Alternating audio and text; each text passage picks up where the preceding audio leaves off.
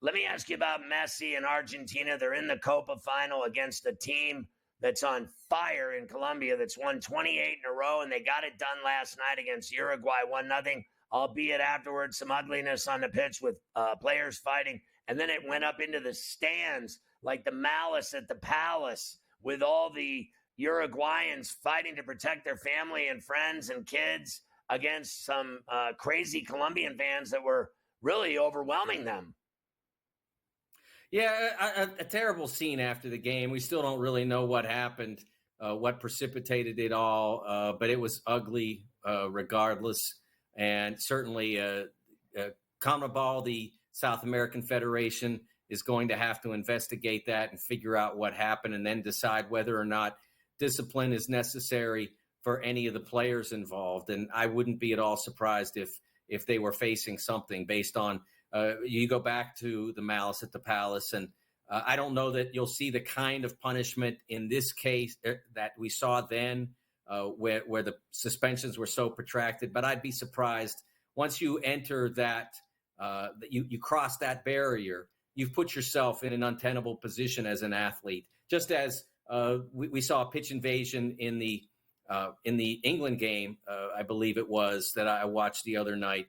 Or yesterday afternoon, I should say, there was a pitch invasion in one of the semifinal games that I watched, and they had to track down that person. So you're not supposed to be on the other side of that line. So we'll see what happens. But the game itself on Sunday, Sunday night, Colombia versus Argentina, couldn't have asked for a more compelling final in the Copa America. After what's been a pretty messy tournament, we mentioned what happened off the field, but on the field, it's been a wreck too. Not necessarily in terms of the soccer, but in terms of the officiation and adjudication of the tournament. It's been an absolute mess. But now we get the two best teams. And I was in Brazil 10 years ago when James Rodriguez exploded as a player. He scored a couple of goals in a round of 16 game against Uruguay. Became an absolute sensation during his time there. And then it's the last decade or so as a club player has not gone well.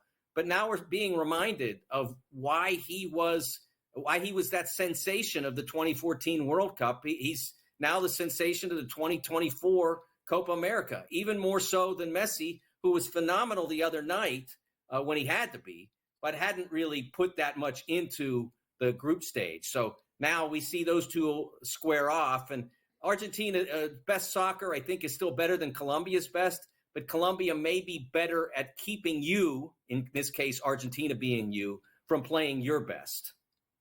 Yeah, they have been absolutely unbelievable. What do you think of the Euro final? We like to say here on Coast to Coast, Spain never loses.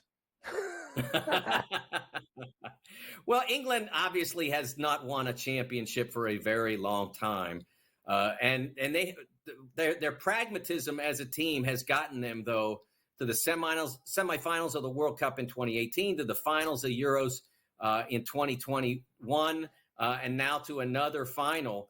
I think that pragmatism is going to have to be entrenched because Spain has shown they broke down a French defense that had not been yielding much at all. So we need to see England play pragmatically. Not pretty, but they're going to have to try to steal one, try to win 1-0 or something like that. I think they can do it, but Spain's really the one that would be favored and tough to stop. Respectfully, I got 25 seconds. That 16-year-old kid on Spain is a badass. What a kick he had, that goal off the left post. Yeah, Yamal has been fantastic. What I caution people not to do is to expect, because he's great at 16, that he'll be that much greater at 20 or 24 or whatever. If he stays this great, he'll have had a phenomenal career. If he takes more steps, great. But don't expect it and don't demand it. He's going to have a phenomenal career, even if this is as good as he ever gets. Mike loves soccer, but he loves the Pirates more. He just won't admit it on this show publicly. Mike, great stuff. Thank you.